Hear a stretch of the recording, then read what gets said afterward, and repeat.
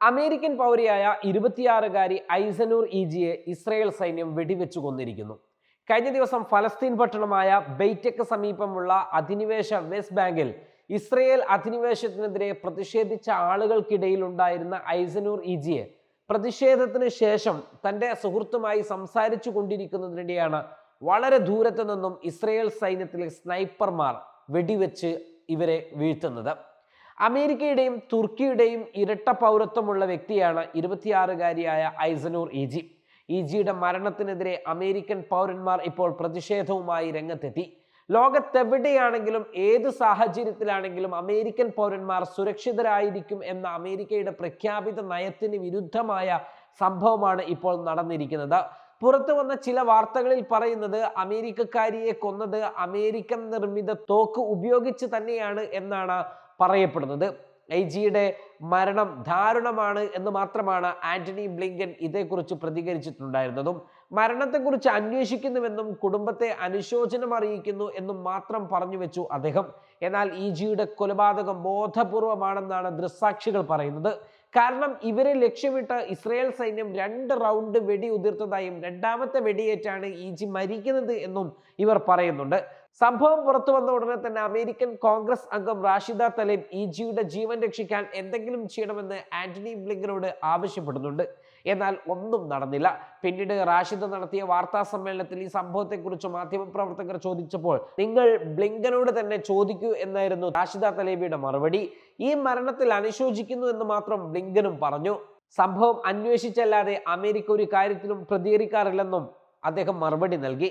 American പൗരന്മാർ എവിടെയായിരുന്നാലും അവരുടെ സുരക്ഷിതത്വത്തിനും സംരക്ഷണത്തിനും അപ്പുറം എനിക്ക് ഉയർന്ന മറ്റൊരു മുൻഗണനയും ഇല്ല എന്ന അദ്ദേഹത്തിന്റെ വാദം പക്ഷേ അമേരിക്കക്കാർ തന്നെ ഇപ്പോൾ ചോദ്യം ചെയ്തുകൊണ്ടിരിക്കുകയാണ്.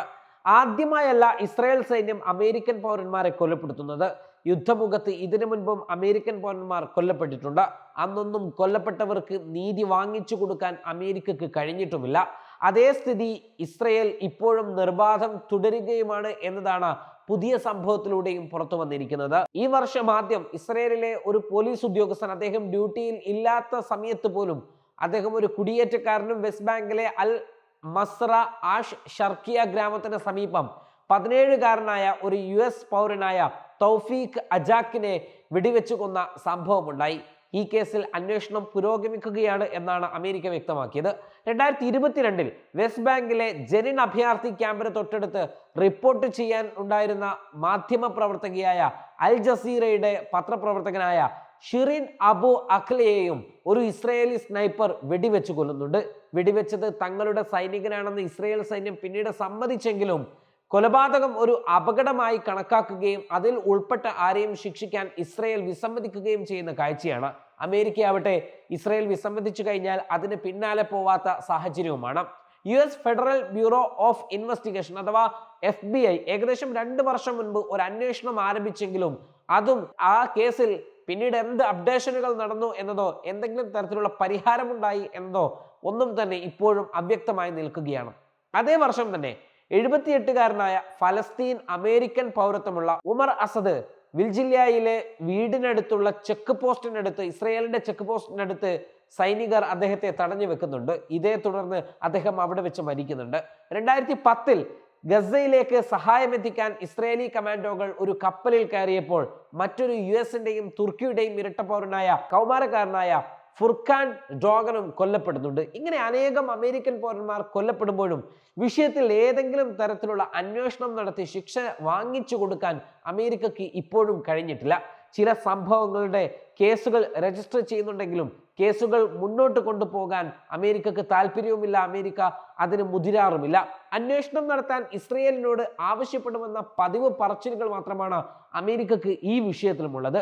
അമേരിക്കൻ സൈനികർ വെസ്റ്റ് ബാങ്കിൽ ക്യാമ്പ് ചെയ്ത് യുദ്ധമുഖത്ത് ഇസ്രായേലിനൊപ്പം സജ്ജരായ ഘട്ടത്തിൽ തന്നെയാണ് അമേരിക്കൻ പൗരന്മാർ കൊല്ലപ്പെടുന്നത് എന്നത് അമേരിക്കയെ സംബന്ധിച്ചിടത്തോളം ഇസ്രായേലിൽ നിന്നുള്ള കൈപ്പേറിയ അനുഭവമാണ്.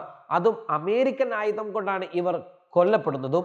ഈ സാഹചര്യത്തോട് അമേരിക്കയുടെ പ്രതികരണം പതിവ് പോലെ തന്നെയാകുമോ അതോ മറ്റേതെങ്കിലും തരത്തിലുള്ള പ്രതികരണം അമേരിക്ക ഈ ഘട്ടത്തിലെങ്കിലും നടത്തുമോ എന്നത് നമുക്ക് കാത്തിരുന്ന് തന്നെ കാണാം. Waytonikah.com, the exclusive Muslim matrimonial site.